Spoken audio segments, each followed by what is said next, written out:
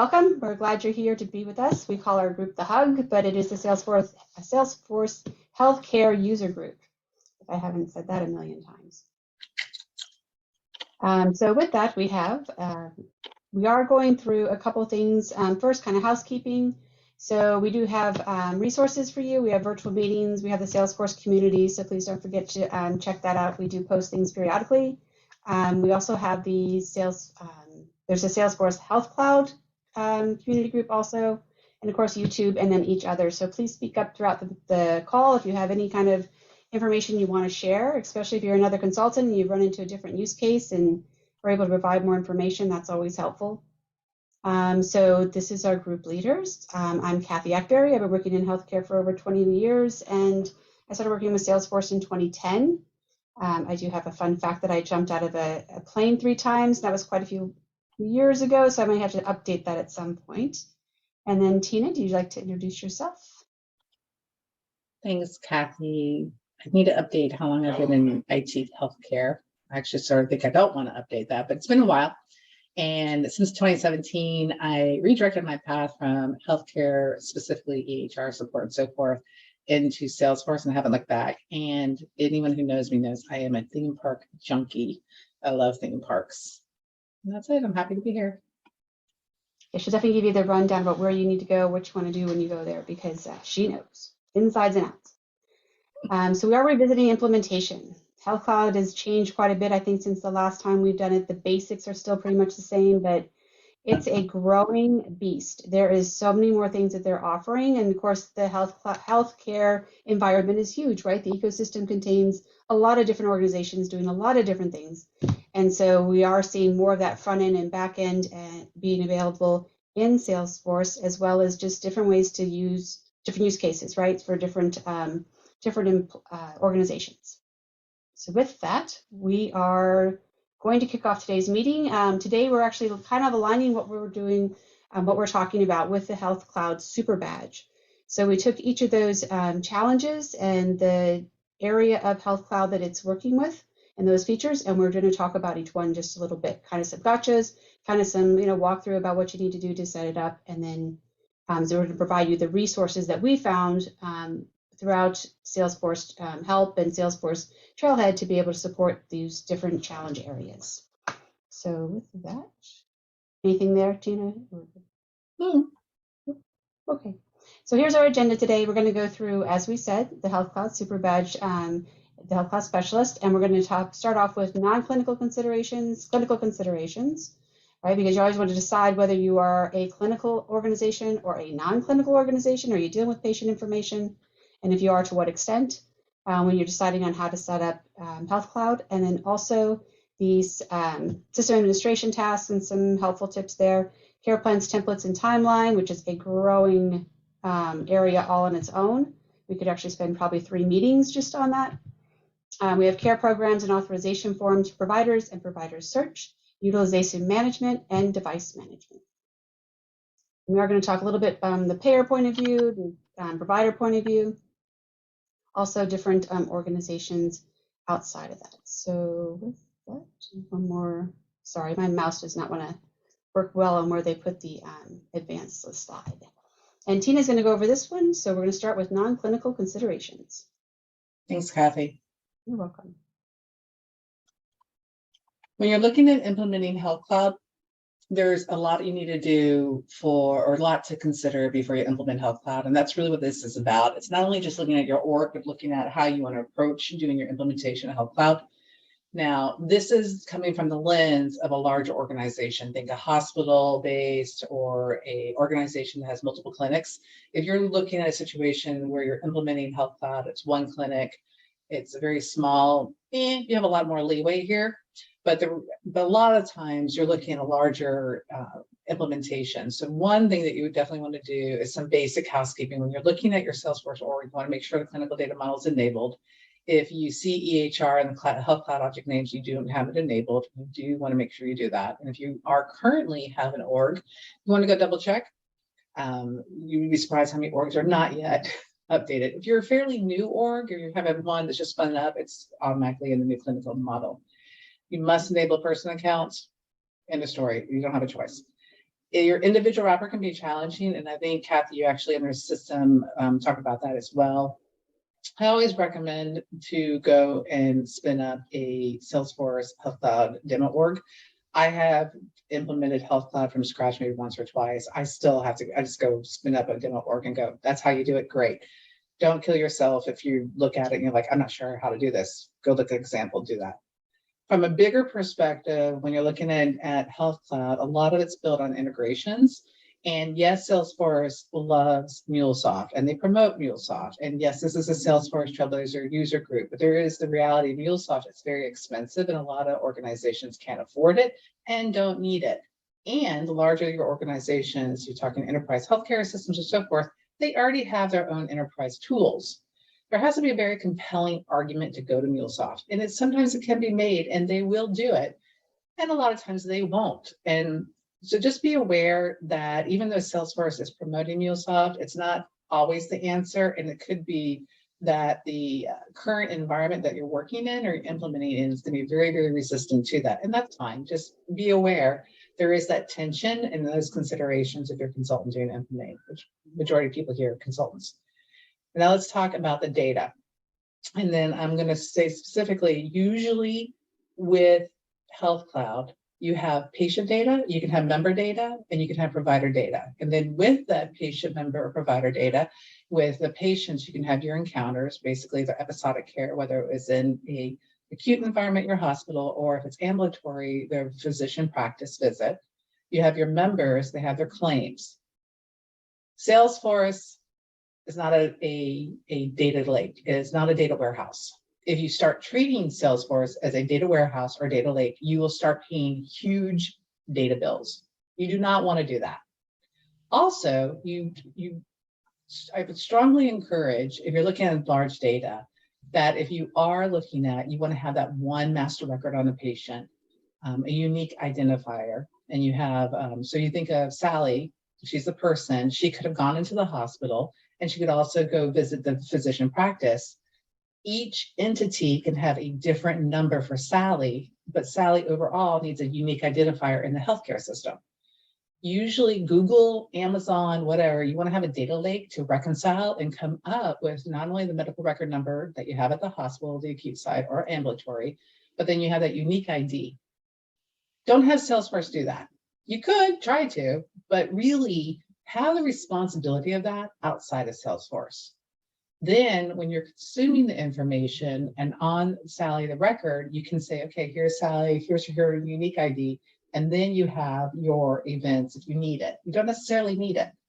Also, when you're looking at your data, you want to have, some of this is common sense. And some of you who are into data, you're like, yeah, we know this is basic. But if you're not, when you implement and you're rolling in such a wealth of information, please think through your security of in transit to Salesforce, not just what it's in Salesforce, in transit to Salesforce. And then also what's your archiving policy? And if you have a backup process, how long will you be storing that information in your backup? So if you use a common tool like OwnBackup and you're basically creating backups of your Salesforce org, and that has HIPAA compliant information in it, well, not only do you want to have an archiving process of a rolling, like you may say, we only need to store the medication refill in Salesforce for 100 days. It's a rolling 100 days. You're doing a backup of your org. What is your archiving policy for your backup as well? Because you also have to take that into account. Lots of decisions have to be made before you even really start using your org. Kathy, the next one. Oh, that's non-clinical considerations. These are the resources that we've discussed in the beginning of the meeting that's available to you that we'll give with the slide deck. Thank you. And Nasir, from a payer perspective, we're looking at this from an implementation perspective today. We do have a couple of other meetings where we looked at it from a payer perspective. And then if you're looking for member management or if a payer part of it, there's some of it in our older meetings, and we probably will in the future, but this is more about implementing. So clinical considerations, your compliance and security. For you guys, if you've been on several other calls, you've heard me say it before, and I'll say it again. HIPAA policies are set by the legal department. You cannot say Shield automatically makes your org HIPAA compliant. It doesn't. you need to find out who your company legal team is and become friends. They establish their HIPAA policies and procedures at the organization. Shield enforces your HIPAA policies. It is not the magical badge. I have actually seen people have put Shield in an org and said, we have Shield, we're compliant. You didn't do any configuration. It doesn't just magically, oh, it's in the org and you are magically protected. You have to implement to your policies. Couple common use cases for Shield. Event monitoring is just like you would in a contact center if you were a sales organization, and you would basically, you can use Shield for event monitoring and say you can't have users download a list view or a report of certain volumes or certain kind of criteria.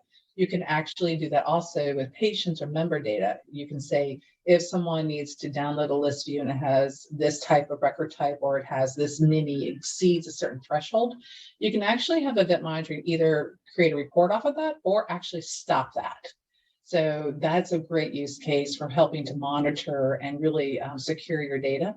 Another one is vendors. So if you end up having vendors who are allowed to have your account contact, you can also put in with Shield event monitoring transactionally, you can block them from seeing any person accounts or things like that. So on top of that, yes, you have your profiles and so forth, but if you want to make sure that somehow there's not a backdoor that they can get in, you would definitely want to use Shield for that. And then just a side note, field history tracking with Shield, you get up to 60 fields per object, which is nice for auditing purposes. We do have a Shield overview meeting, and that's a link to that. So please go check that out if you're not familiar with Shield. Very good. Another thing I like to add with that is if you are using Shield and the event monitoring in Tableau, that will automatically set off all those reports, and they're running and updating frequently. So you just might want to go into Tableau, and depending on what else you're trying to do in CRM analytics, also Tableau, right? You might want to adjust some of those monitoring reports, maybe not to run quite as often, or if you're trying to create some other data tables and things inside of CRM analytics. Sometimes that can eat up some time. Just keep that in mind. And again, your resources. System administration tasks, we talked about setting up person accounts. Of course, don't forget the individual record type. It needs to be a new custom metadata type. You can't use something that's existing. Also, make sure you're setting up the person accounts and that person account record type on the correct on accounts and not on contact, so that you're using the right object. In existing orgs, I think that's really important that you do that review first to see how the individual record types are being used and which of those individual record types you're going to actually take over and put into a person account, because sometimes you still have perhaps the office manager for one of your providers or somebody who's not a patient that you're going to want to bring in and leave them as a contact. So, and they do have to be a 1-to-1 ratio. They have to have one contact and one person account or one account record to be able to become a person account and migrate it over. So do keep that in mind. And then as far as administration tasks, I also think it's important that you create a custom permission set group for each item or each of the profiles. Instead of creating multiple profiles, create custom permission set groups for each of the work streams or different areas or the teams that are working in Salesforce, a little bit easier to manage. And then also create an org-wide no reply email address. I think that if you do that from the beginning, that's going to help when you're sending out the chatter or notifications, so you have something to be able to send that instead of sending it from Salesforce directly. It'll come from your own organization. Also customize the, so Salesforce, when you're going through the help documents, it recommends using their own Health Cloud apps. And that is beneficial. They're already created to a certain extent, but make sure that that's really the best thing for your organization. You can always create your own instead of using the apps that comes with the existing Health Cloud package. And then also review the packages and the package components as you're, just to get a lay of the land, I think, when you're going to be implementing, so you know which package you do need to, maybe you don't really need the utilization package. You're fine with just using the Health Cloud regular package, which you're talking about working with healthcare insurance, for example, because the majority of the healthcare insurance objects and standard objects and custom objects come with the Health Cloud package itself, and you don't always need that additional care request package. So just make sure you're checking that out. So that's my big tips on system administration tasks. I think that it is good to go line by line, and I do also agree with that you do need to download the orgs, the demo orgs, and there isn't a learning org now that you can download. And that's different from some of the others because they're already set up. They have landing pages for each of the areas. I do have one up on another screen, but I don't think I can show it during this slideshow. So I think that that's important that they have those out there now for us. So it isn't just downloading, setting up an individual playground or the trial org, but the actual learning org that comes with it. And a new release org is also available before any release. So you can download the pre-release for Health Cloud, and that's a good one to try too sometimes. So just to get your kind of your bearings on what you're doing as far as the implementation. Did I miss anything, Tina? No, that's perfect. We have a question. How do you get the learning org? The learning org, it's when you request it. I think we go through that at the end of the slides where we show that. And if it's not there, I can add it before we post the deck. Okay, thanks. That was our question. The pre-release org came as a learning org. That's how I've even found out about it, to be honest with you.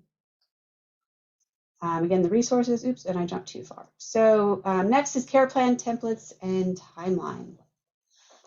So the next generation care management in Salesforce. This is actually from Tina, took this screenshot off of the latest recording for spring 23 release. And it's really covering all the 360 right of the patient. So we see more changes to care plans coming up in care management. So there's regulatory compliance. We have member incentives. We also have milestones. There's new things that they're adding that aren't available just yet, but they will be available, of course, after Friday. Risk identification and stratification. So you're seeing more of that ability to know when a patient is running into an area where they're not completing their care plan task, or during your device management, you notice there's a target that they're not reaching, or they've gone outside range. So maybe they are having AFib and it's coming across on the device, and you can see that, and you can recommend the patient go right away to an ER. So there are options, and then you can send the information directly to the provider or the care coordinator. You can set that up in the flow. OmniScript is also more involved now, so we're able to make the cards themselves and the care management and coordination. You're able to see more on your page layout and actually be able to see what's happening with the and more customized for your market, I guess. I'm kind of rambling. I've been thinking too much, too deep on too many areas. I went down a lot of rabbit holes working on these slides today because there's so much that's coming and so much that probably not needed for the healthcare specialist badge and not needed for your org at the moment. So there is more coming. So member outreach, care service assessment and care planning, you have regulatory compliance, care engagement. And then of course, we talked about most things on there. So we'll move to the next one. You may have questions, or we're good, right?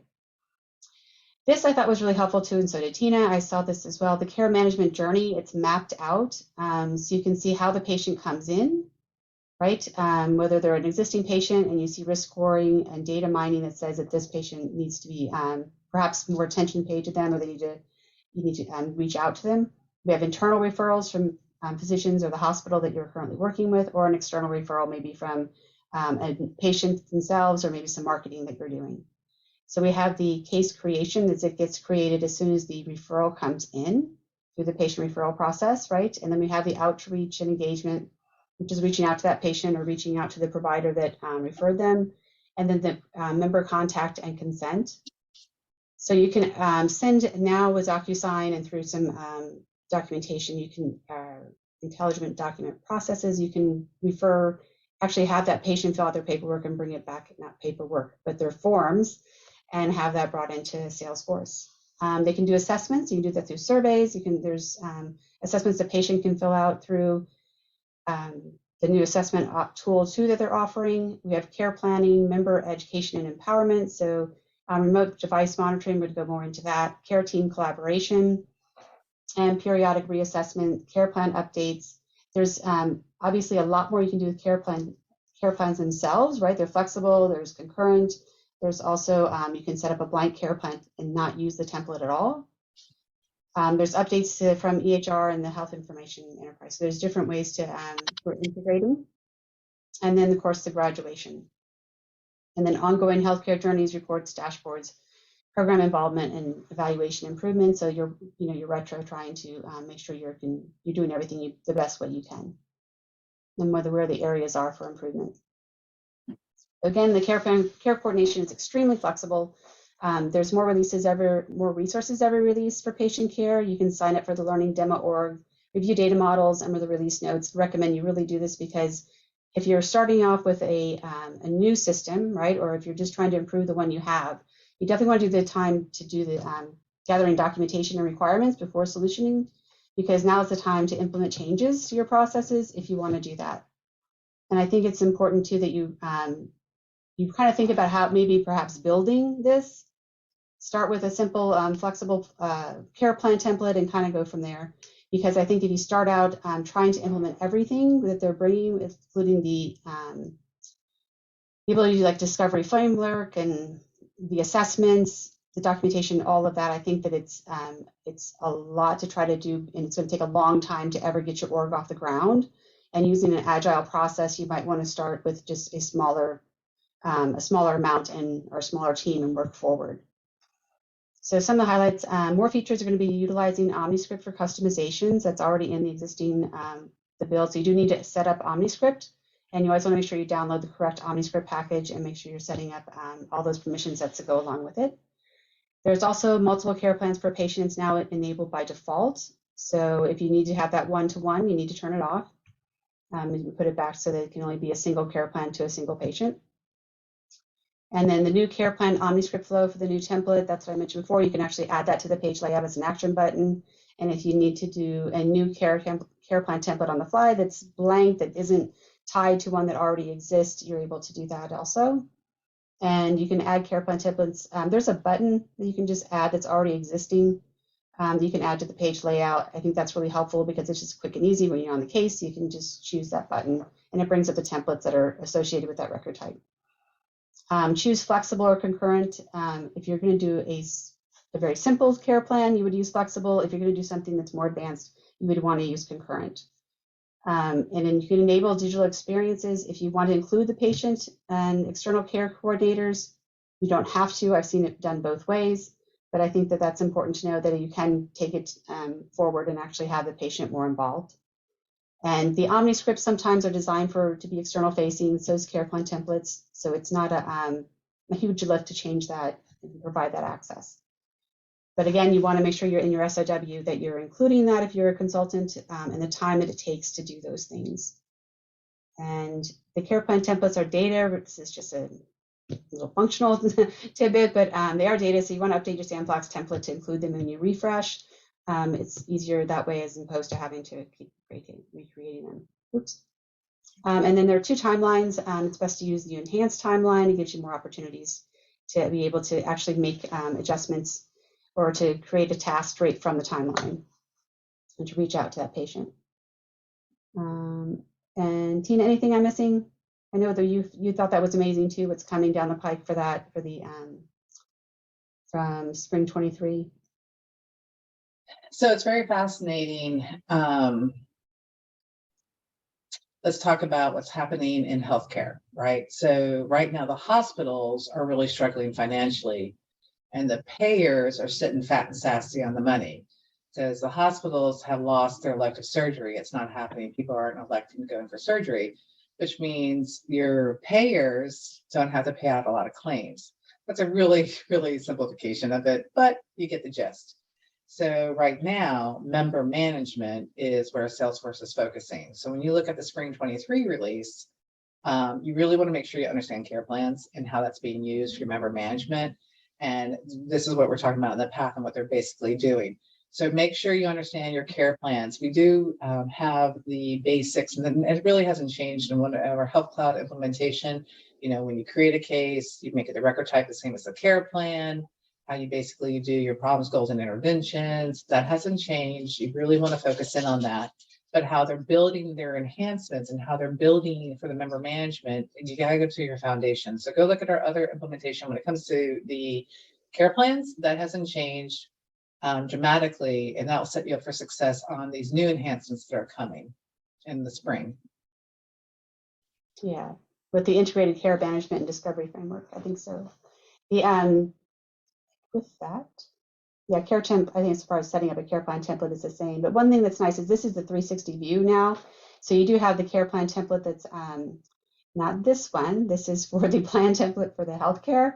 But you have your timeline, you have your contact center account timeline. So this is, I'm sorry, this is actually the contact center, isn't it? This isn't the, this is the wrong slide, right? In the wrong place, this image. But it's a pretty one. Yeah. This is the contact center. But so there are tools where you can see more of where the care plan template is and the care barriers and everything that goes with it. Because remember, when we talk about care plan templates, we're kind of keeping it light here because that's what's in the healthcare specialist badge.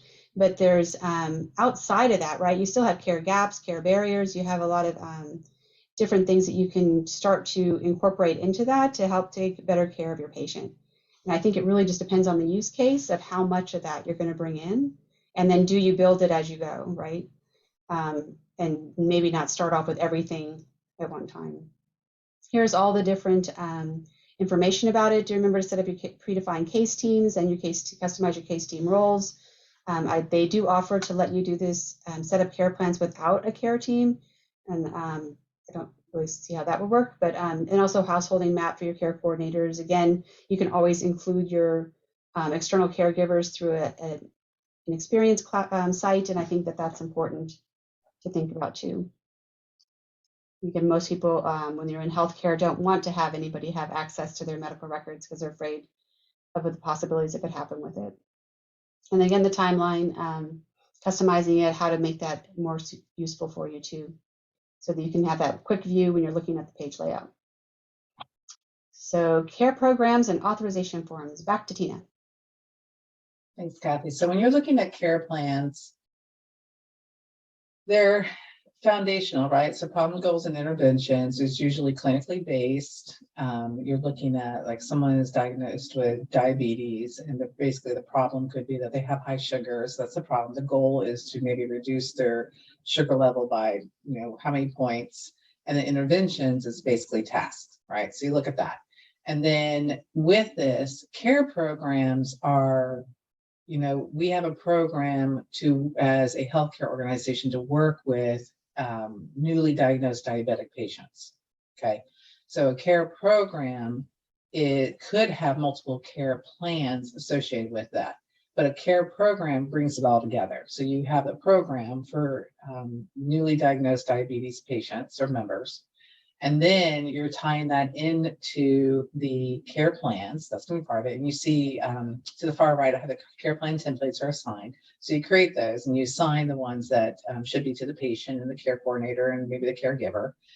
Another thing too you have in here is campaigns. And I don't think campaigns are really used to full capability in a healthcare environment, when you can basically say you can have a campaign to your members to enroll them in your care program for your newly diabetes diagnosed people, right, your members, and then you can do different campaigns. I mean, at the end of the day, it's marketing 101. You basically can do a couple different campaigns and measure the impact of that. You also can have campaigns associated to Marketing Cloud. So when I'm looking at it from a payer, I'm not going to tie in necessarily you're talking about from a payer perspective, or a hospital where you're looking to reduce your readmissions or whatever, you can basically say, I've identified this population. I want to enroll them in this care program. And you may actually have one or two different programs when you're trying to do a study and see which is the most effective. Care program could be diabetes, it can be smoking cessation, it can be whatever you want.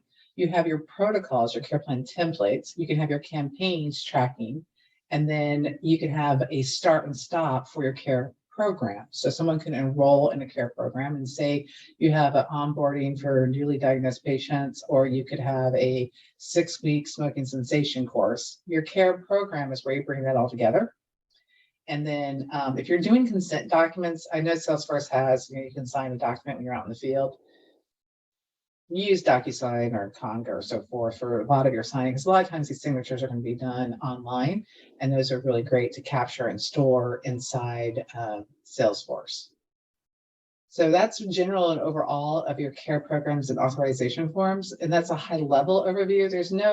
Really the one thing I want to point out to you is people get a little lost on care programs, and it's just really think of it that way. Like think of a smoking cessation program for 6 weeks. That's your care program. That's a start and end date. Well, what is your protocol? Your protocol is the problem is they need to quit smoking. Their intervention, the problem is to quit smoking. The goal is to, maybe you want to step them down from 2 packs a day down to 1 pack a day, right? In the first week, and you want to step them down. So that's a problem. The goal is, first week, less a pack. And then the interventions, the task could be, they have to report how many cigarettes they had in the last 3 days or daily, right? They have to record how many they had. So that's that concept of how you'd have that. You also have the care program provider. So it could be not necessarily a doctor. If you had diabetes, you'd probably have a doctor, but you could have a smoking cessation nutritionist for your diabetes. You can have behavioral therapy for that smoking. So there's a lot of ways you can look at that. And I don't think care programs are used as well as they could be either. Another thing too with care programs, if you have an EHR, whether you're the hospital side or ambulatory side, the physician side, if in their EHR they tag a patient as being a certain kind of protocol or therapy or whatever, you can have it flow into Health Cloud and create a care program and then anchor it into that. There's another way of capturing any protocols that may be in place in the physician EHR, whether it's a general practitioner, I cannot speak this acronym, or whether it's from the hospital side. Anything else you want to add to that? I think you're doing very well. Go ahead. All right, Next. And again, this is the resources that we had talked about that are going to be in the slide deck for you. And we're moving on to providers and provider search. You've been attending any of these meetings for a while, I'm the provider girl. So provider search, power of that, if you have not heard, is the caching large volume of data. You can usually have 1 million, 2 million, you can have a lot. 2 key provider objects for your provider search: a healthcare provider and healthcare practitioner facility. I've been really talking positive about provider records and provider search and so forth. So if you've actually ever played with provider search, there is a huge gotcha in it. When you populate the 2 objects that are related to provider search, healthcare provider, healthcare practitioner facility, when you do a provider search using out of the box, then it will display your provider multiple times. It's going to say, well, I show it from the facility and the location component of it, which is your healthcare practitioner facility. And it'll also show the healthcare provider, which can be maddening and a very, very poor user experience. Reality is healthcare provider, at least my version of reality for this, is that it's a very powerful tool because it's caching that large volume of data. So if you're in the contact center and you're looking for this information, you don't want them to have to wait for it.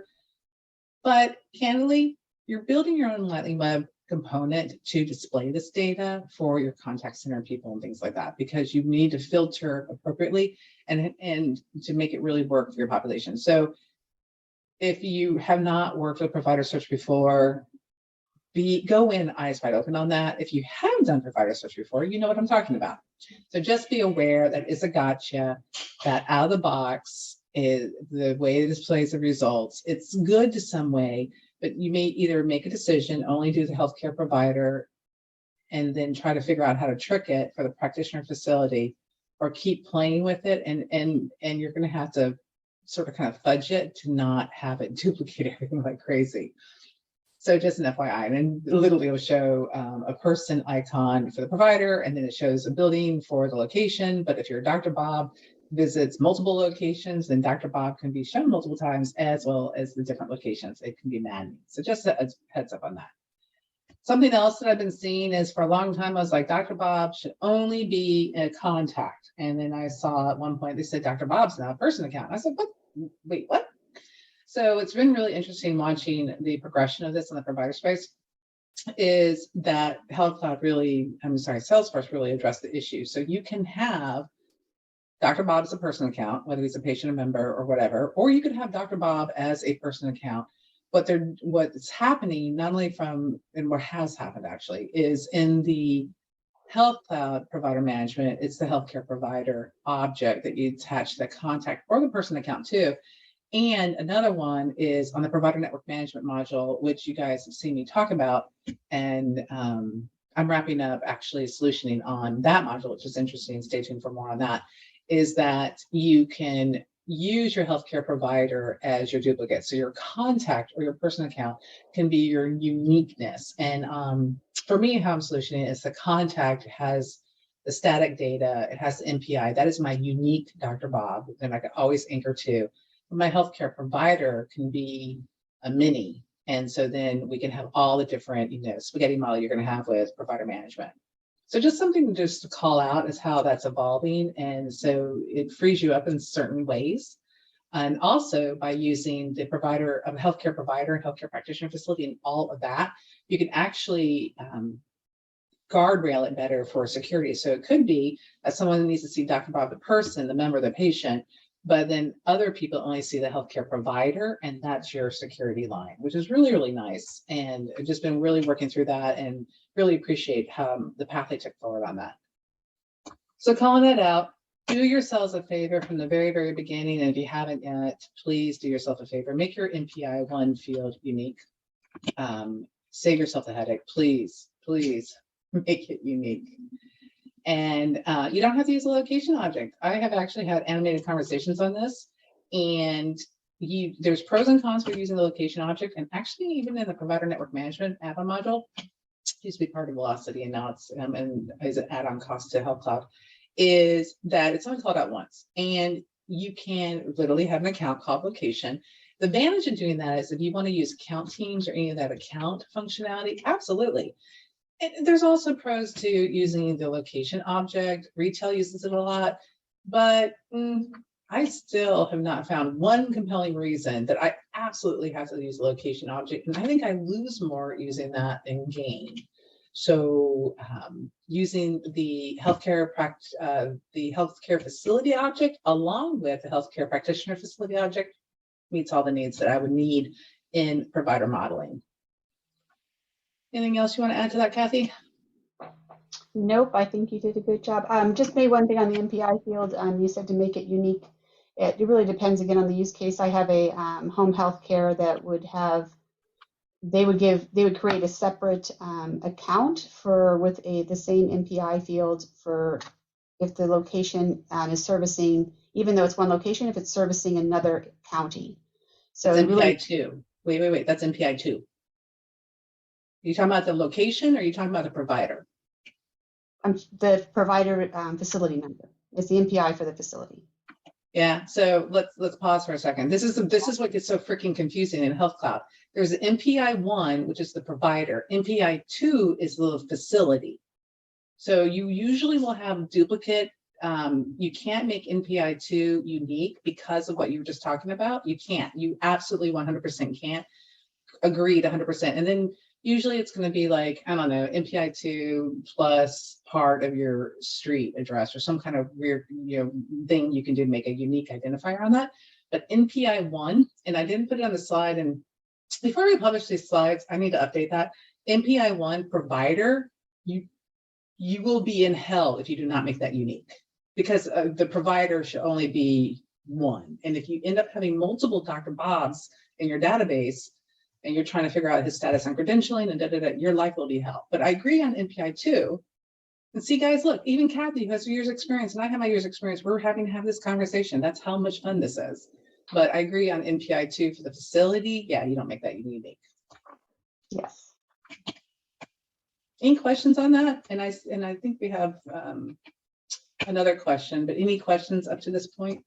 So Nasir, thank you, Nasir, for asking your questions. But any questions on the provider part or the care programs before I ask Nasir what they mean by their question? But Lance, thanks for posting the link to the learning org. Yes, thank you very much for that. So Nasir asked a question, and I'm not even sure what you mean by, can you elaborate on what is graduation? It was a little bad. Nasir, you want to come off mute and elaborate on that question?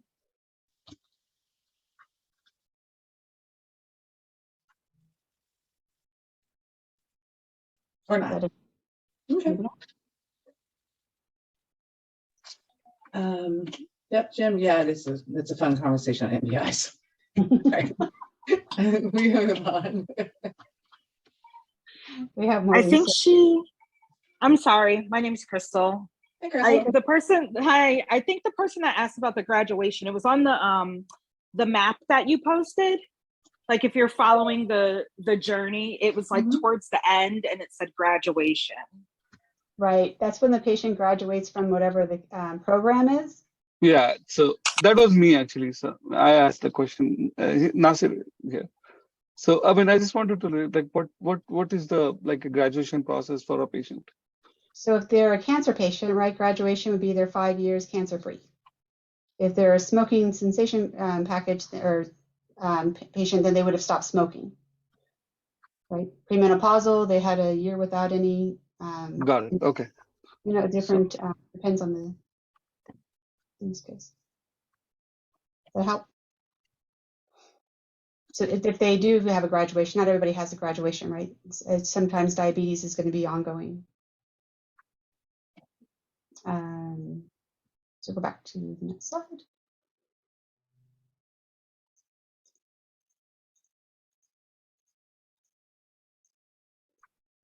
And utilization management, not to be confused with some other things. This slide is from, again, spring 23. This is showing you what's coming, what exists, and then also like what was in the last release, right? And this is also new provider offering, and this is new payer offering. So authorization request workflow, the doctor will write a script, it's for a new medication, they have to get an authorization for the new medication. So you first have the clinical encounter that ever came to know that they would need to have some sort of either procedure or medication that would require an authorization. Once that information has entered into the workflow, right, then the next would be gathering that clinical information and creating an authorization request. Typically right now, this can be done in Salesforce, but it doesn't have a way to connect to the like Change Health or Availity or someplace so that the payer can actually see the information without faxing it over or uploading it through a different portal and doing that outside of Salesforce. They're actually going to have an end-to-end EPA, which is an pre-authorization intake process. Of course, everything will have to be on not on HL7 or the older EHR objects, but also on the new FHIR objects. So you want to make sure that it's set up that way. So those are now standard objects, not custom objects.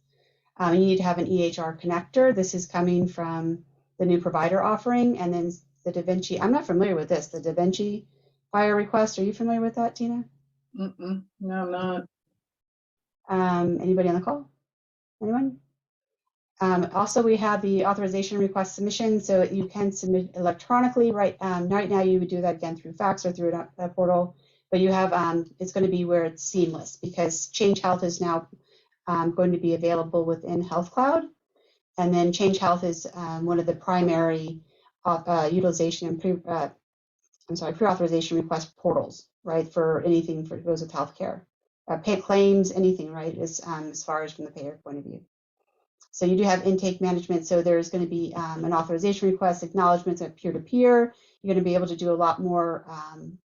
It's going to be from end to end for that care request. You're going to be able to manage it from within Salesforce.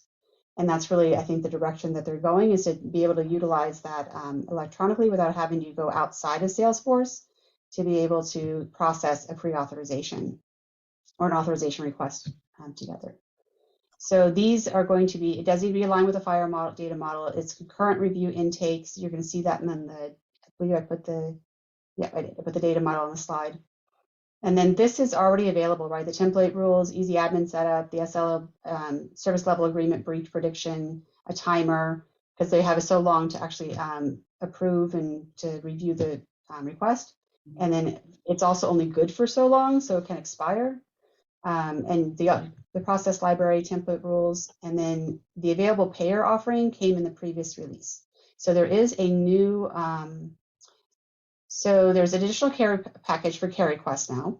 It used to be that it was, you would create your own, or it was part of the original package. And then now they have additional permission sets. There's, well, there's always been an additional permission set, but you do need to add the additional permission set. There's a guided utilization management setup that's much more involved now. You do want to walk through that. You do have to enable Omni Studio and install that. So you want to make sure you're installing the right version of Omni Studio. And because I think right now it says September or spring 22, when it really should say spring 23 on that version of Omni Studio. So when you go to install that, you're going to want to definitely look at the date that it was Yeah, populated. look at the date. Yeah, And they're not in order. It's really weird. You look at the list, the most recent date is not necessarily at the top. So you got to really be careful when you look at their list. I think it's a typo though, I think, because if you look at the date on the spring 22, it's really the spring 23, like it was just posted the other day. Yeah, so read carefully is the warning. And something else too, I'm sorry, let me hijack this for a second. Learn Omni Studio, start learning it if you're going to stay in the healthcare space or anywhere actually. Omni Studio, number one. Number two, Omni Studio requires a manual update with each refresh of Salesforce. You actually have to go get the package and refresh and reapply and apply it to your org. You just not just install and forget about it. Yep. I wonder if they'll become like they do with Omnichannel now, where Omnichannel has a separate release date. I wonder if they'll do the same thing. That being said, yeah, with Omni Studio, so if you're on the payer side, if you're selling insurance, or if you're on the home healthcare, I mean, all of it's going to be using Omni Studio. Of course, for the provider side, the provider package, it already does use a lot of Omni Studio. For cases, and of course, again, with even the customizations you can do on the patient card is using OmniScript.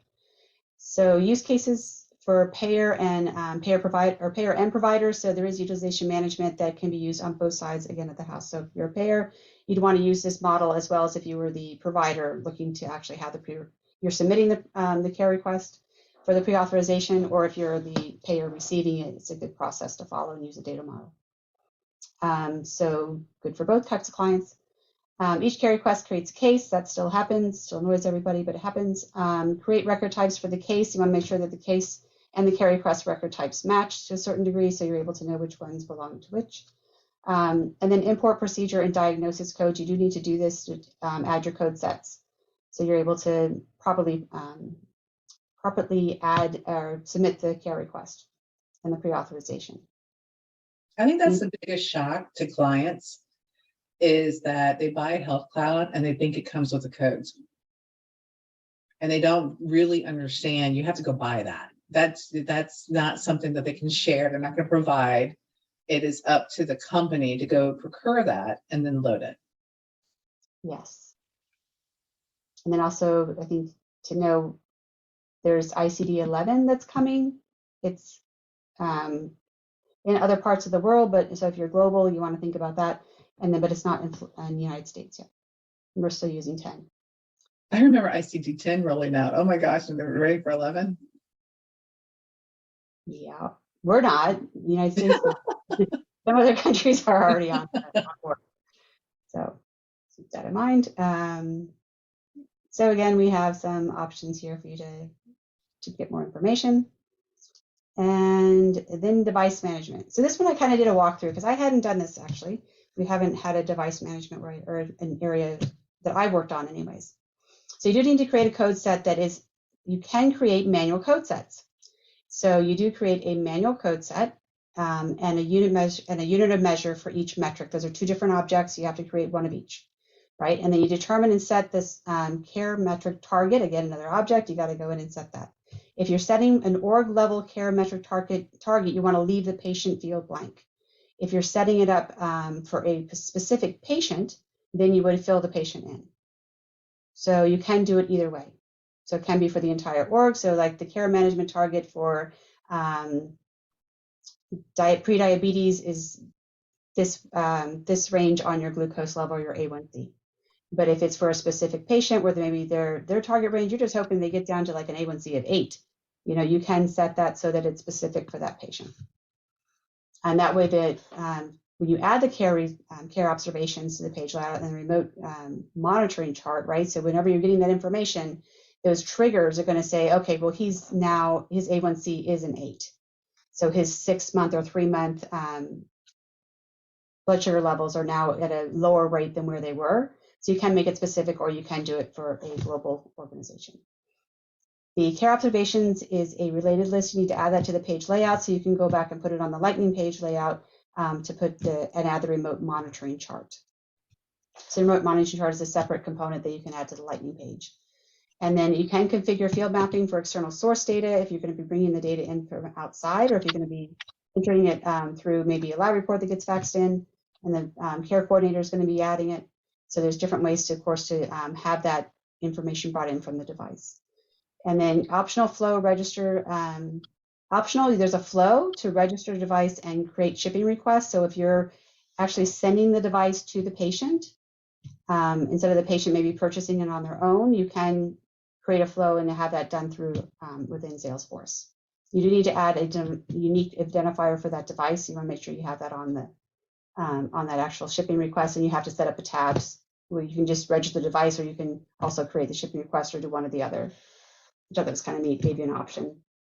I'm not sure how it gets shipped. I didn't have any time to dig into that, like who's shipping it, where is it coming from, once you create the shipping request, where does that go? But I'm sure there's some more information GPT that you have on that.